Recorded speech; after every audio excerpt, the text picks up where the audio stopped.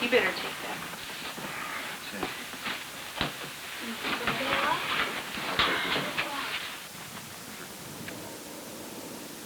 A year ago, I never felt a threat. I was very comfortable with my life and the way we lived and the fact that the job will always be there. The family will stay here until this property is sold. I think the bottom line was that we're going to be separated.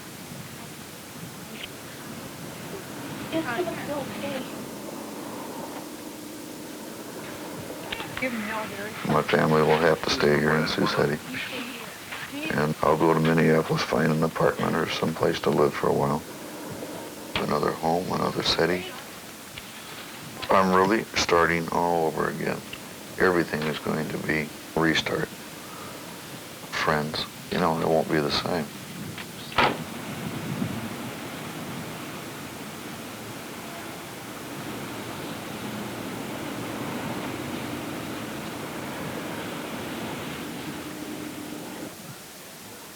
At 11:30 this morning, they announced to us that the plant was going to be permanently closed, put up for sale or lease.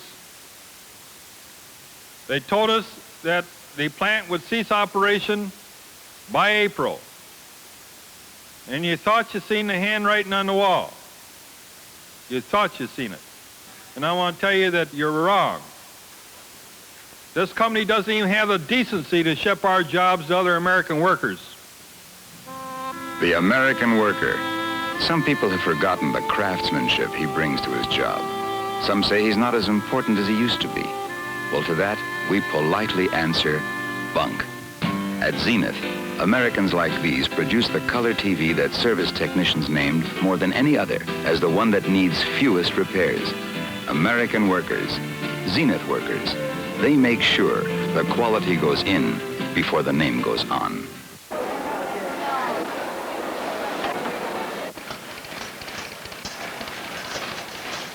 The labor savings by moving offshore are $5,000 to $7,000 a job. We believe that Zenith has tried longer, has tried harder, and has tried more successfully than any other United States company to protect the jobs of its American employees.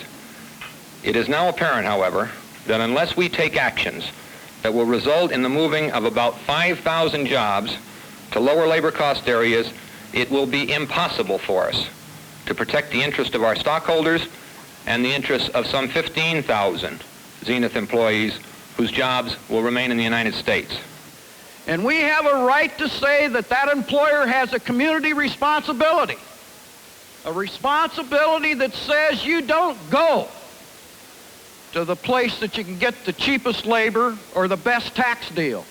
And I'm not just classifying Zenith, because there's one hell of a lot of other corporations that are doing the same thing that Zenith's doing, what they're doing to you here in the United States today. That when you invest in a community, that it means to be a good citizen. It means to provide jobs for those people that live in that community. And I say to you that if the people in the free enterprise system in this country can't provide the jobs for the American workers, then by God, the government of this country should, and it will someday.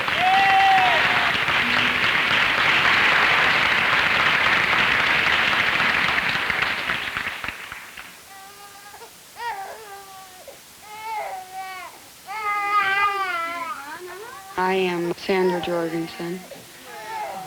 I grew up in Sioux City. I've been here all my life. Stephen's my little boy. And I was so excited about having a little boy. I have a little girl named Kimmy. My name is Dennis Jorgensen. I've lived in Sioux City all my life, and I think it's just the right size city to raise a family.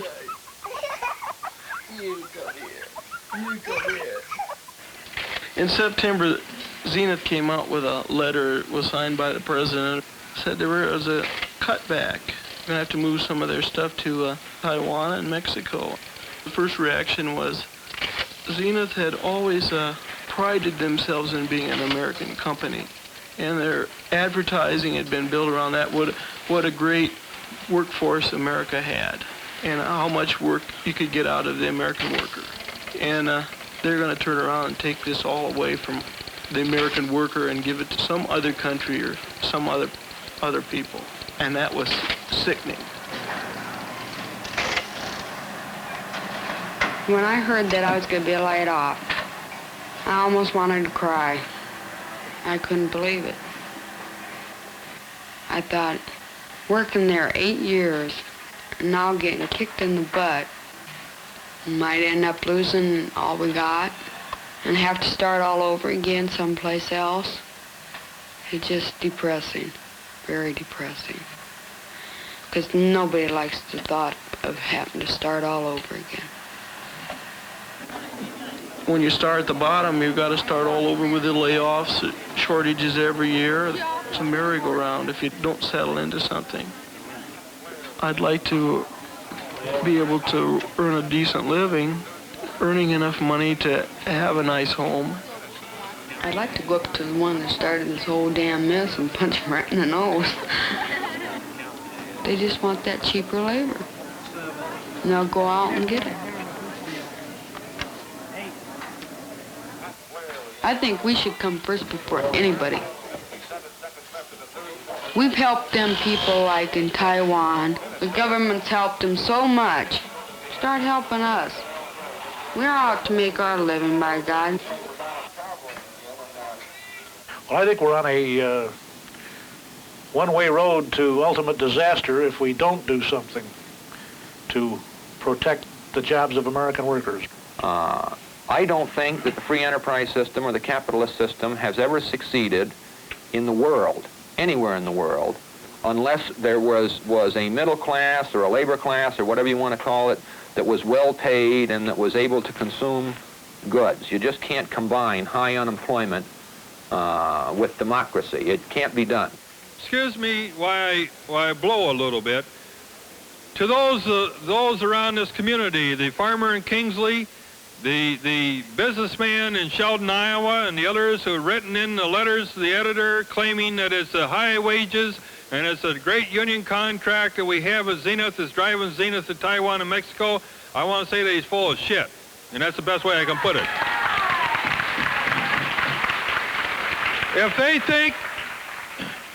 they think that $3.30 in our days and time is the reason that we lost our jobs to Taiwan and Mexico, they got another thing coming. We have a very special problem here where about 93% of the Zenith workers are females. They're either divorced, widowed, with kids, or single alone. They're proud people, and they're working rather than taking the handout, and they're proud of it. Some way, we've got to get back to where we care about each other. And somehow, some way, we got to get back to the point where if you're hurting, I'm hurting. If you've got a need, I've got a need. But I don't think any of us can make it alone. I know I couldn't. Now, they can't get the high levels of living without suffering some of the costs of getting the high levels of living. Some of the costs may be short spells of unemployment, but they will be short if they will take alternative jobs, and alternative jobs are available, sometimes elsewhere or sometimes in Sioux City. My name is Janice Dickus. I have 3 children. My marriage only lasted 7 years.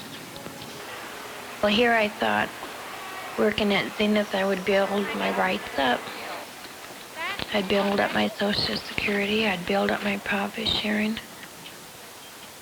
All my buildings are down. I don't think I would leave Sioux City because it has been my home. And going into a strange city, I don't know if I could do this by myself. Not by myself and 3 children anyhow. Come, Lord Jesus, With Zenith closing, it means that I cannot take care of my children myself. And I can't see being away from your home and going to a job that isn't going to pay anything because I don't feel like it's worth it. If you're going to be out there working, they better pay a decent wage that you can live on. Night-night. Well, when when people lose jobs, certainly we're always going to be concerned about the fact that for the moment that's going to be causing distress. What we've got to recognize is that we want that pot of gold at the end of the rainbow. You do have to go get the pot of gold, and that does mean making changes. If we want higher levels of living, you do have to move ahead. You can't sit still. I think that a person who in good faith has moved into a certain trained occupation deserves something from society. Well, the people who apparently are getting hurt in the process of a Sioux City plant closing, for instance, over the spell of their whole lives are being benefited by that kind of plant closing, plant openings that are occurring, because they were getting higher wages in that plant than they could have gotten elsewhere, because the flexibility and adaptability of the economy is such that that plant got located there in the first place. You won't get the flexible economy, which is the best for all of us, if you take this ruthless, the public be damned attitude, let the market decide, the market. It won't sell, and that's the test for the market. I am Dora Lee. I'm 55. I've been a widow, it'll be 3 years this coming January. When Claude was alive, I never worried. But without him, it doesn't seem to work out. It seemed like I'd take 5 steps ahead and 10 backwards. There was quite a few bills that I had to pay with what money we had. I have always felt bad that I cannot afford a stone for him. This has bothered me. I don't have a marker for the grave. If I can keep my head above water, I hope someday to get a marker for Dad. I tell you, right after Claude died, everybody was willing to help, eager to help. But it kind of slides by. They kind of get tired of it. After a while, they kind of forget that you're over here, that you're around here, that maybe you need a little help. I'm the only child living. The burden is on my shoulder of taking care of my mother.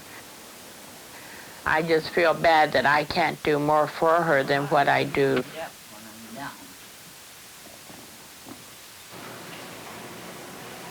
If Zenith was to close down, I don't know what I'd do, because I'm 55 years old. Where do you go? Where I hope that what made Zenith a successful place is on account of the people like me that are proud of their job and want to do the job and do a good job. And I don't think it's right that Zenith don't take that into consideration. How they can do this to us, I don't know.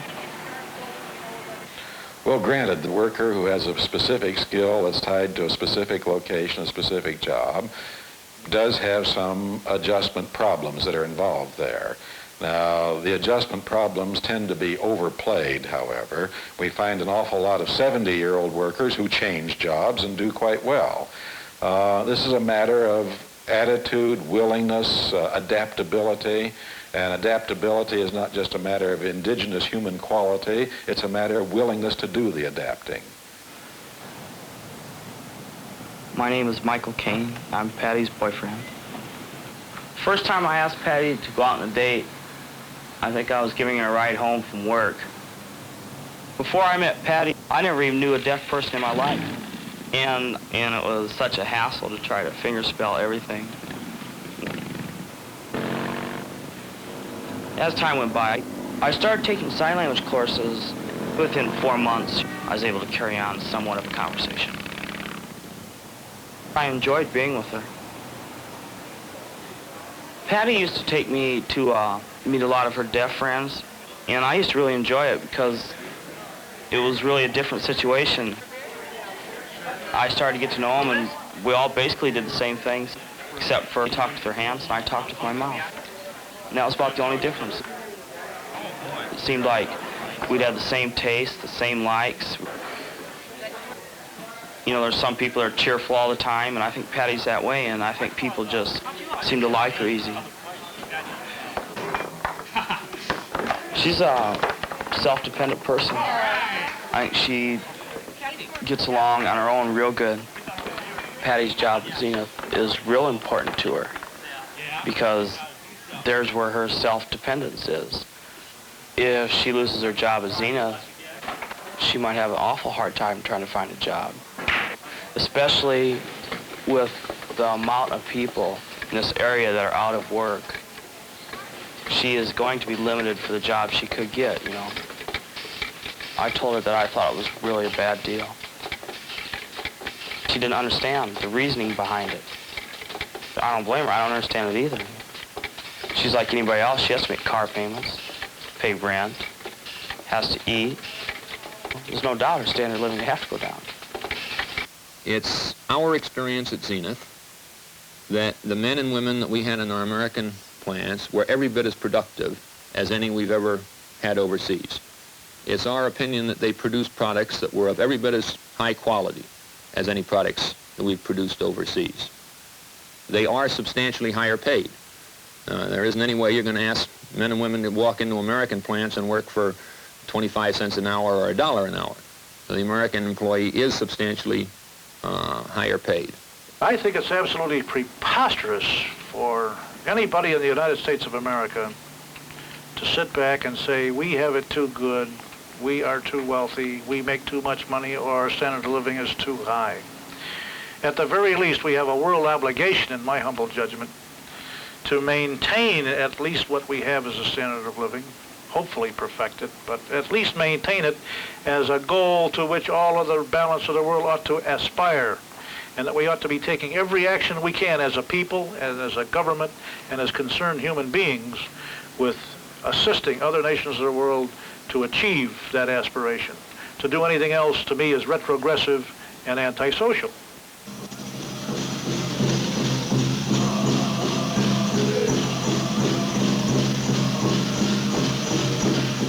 My name is William Morris. We were one of the first ones that started this American Indian Center years ago. My name is Arlene Morris, and I was born in Winnebago, Nebraska, on an Indian reservation. I'm a full-blooded Winnebago Indian, no other blood. I've had 12 children. I have 11 living. 7 daughters and 4 sons, all within a span of 22 years. I lived life as it came. I guess that's my philosophy in life. You take what comes.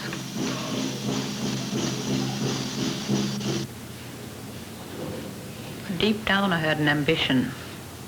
I wanted to be something. At first, it was a doctor, but maybe that was a child's wish.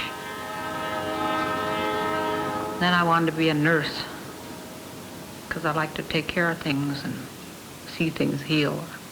I wanted to be independent instead of being dependent all these years on my husband. So I decided to go to work. Well, I feel proud because I'm part of the breadwinner. And when my children want something, I don't have to say, no, you can't have it till when we can afford it. Most of the time I can fulfill their wishes. Well, Zenith changed everything, you know, for me. If you're young, you could say, oh, the hell with it. Get another job somewhere else, easier, you know. But me, I'm getting the age where I'm probably walking someplace and it's, oh, you're too old, you can't use your... I know I'm going to hear that a lot of places. I'm going to be the provider. I'm going to make enough money to see them smile when I come in that door. I had a very tough life when I was a kid. A lot of meals there. I could say I come away from the table hungry, you see. Well, when I first heard Zenith was going to lay off people or even close down, I guess I just didn't want to believe it. I just left it in the back of my mind, you know, let the other people talk about it. I'm not going to even think about it. Well, there are moments when I just about think about it and I get frightened. Closing it so and close the doors on us again, see? If this happens, I don't want to go on the welfare rolls. Just want to find another job and go to work. We stand right on the threshold of war in the streets of America because we already have an unemployment problem with a lot of disenchanted minority people being the primary victims of that. And all we need now are a few displaced workers that believe they have legitimate rights to jobs and join that army of the unemployed, and I think you've got the potential for a very hot time in America's streets, and I would see that as the beginning of the crumbling of a great society. There are alternative jobs available. The people are laid off in the import-competing industries, are being laid off in the economy where 20 million people change jobs every year. We're eliminating low-wage jobs and increasing the number of high-wage jobs. My last day at Zenith was probably one of the lowest days I've ever experienced in my life. It's a day that I hope I never have to go through again. I didn't want to miss anybody. I didn't want to leave until I could see you. You don't owe me a thing. A year ago, I never felt a threat. I was very comfortable with my life and the way we lived and the fact that the job will always be there. The family will stay here until this property is sold. The kids will go back to school here and my wife will be here alone. I'll go to Minneapolis, find an apartment or someplace to live for a while. To our wonderful friends, the Alberts. Richard, Joy. I'm really starting all over again. Another home, another city. Everything is going to be restart. Friends. You know, it won't be the same. Friends will always be true. Good luck, and may God bless you.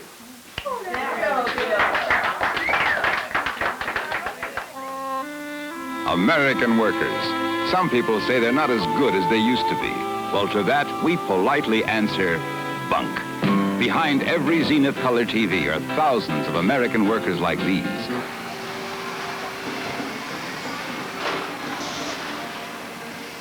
I'm the general manager of Zenith Taiwan Corporation. I have found the working conditions here very favorable. The people themselves, they are willing to take on tasks and assignments irregardless of the extent of that task. If it requires 10 to 14 hours a day of work, this is complied with. Well, the average week consists of 45 actual working hours. The average salary on a monthly basis would be about $51 a month, U.S. money. We provide a meal subsidy. Provide one meal a day, which is their lunch. We also provide transportation subsidy. It is figured as a fringe benefit to the base.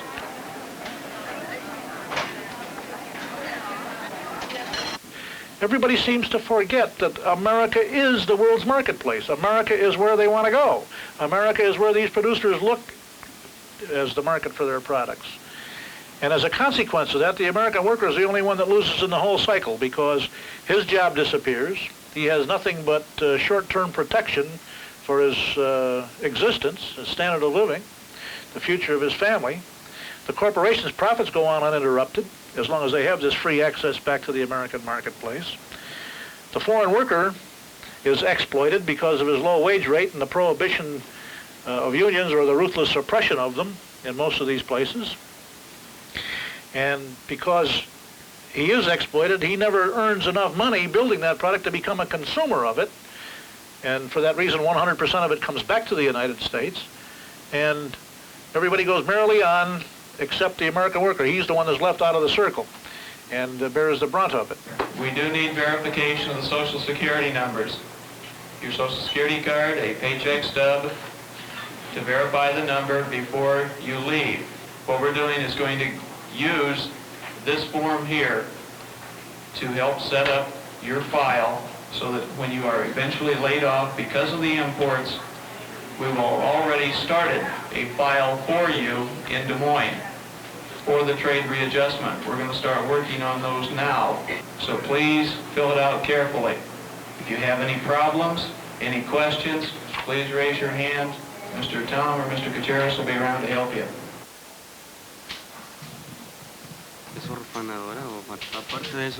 I'm the operation manager of Reynosa. We're paying the minimum salary under Mexican law, 122 pesos per day. It's about $5.42 a day.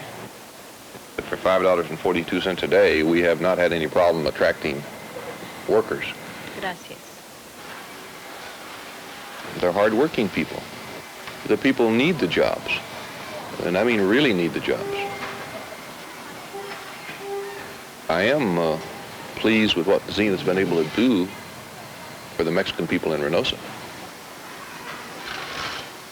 It's a successful manufacturing operation.